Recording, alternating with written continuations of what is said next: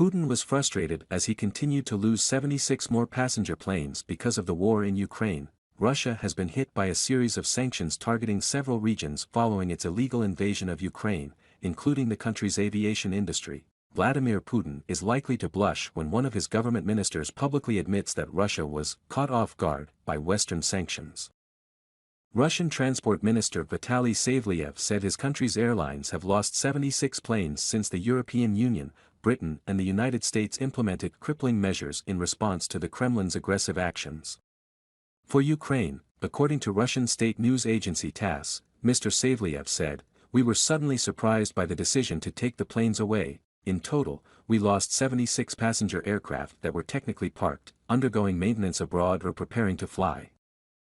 Mr. Savelyev, who was also affected by sanctions imposed by the British government in 2022, continued to claim the planes were simply confiscated from us. The minister added that 1,167 passenger aircraft are currently in use in Russia. Sanctions punishing Russia for its illegal full-scale invasion of Ukraine have hit Moscow hard when it comes to its aviation industry.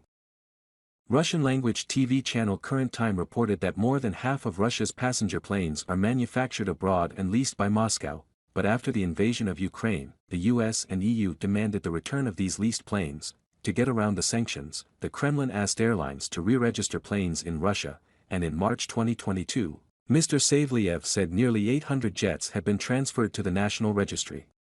Family. However, some companies providing rental aircraft have refused to cooperate with Russian airlines. The sanctions have also caused aircraft manufacturers including Airbus and Boeing to stop supplying spare parts and new planes to Russia, which means the jets may be flying without receiving update software or maintenance check.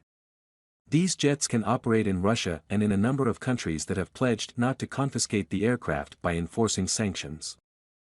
This sanctions is a painful blow to Putin and all of Russia. It directly affects the war by crushing the country's economy. The EU is currently drafting its 12th sanctions package, while the UK Foreign, Commonwealth and Development Office and the Office of Financial Sanctions Enforcement have published new guidance to tackle the sanctions loopholes and ensure that sanctions cannot be easily circumvented.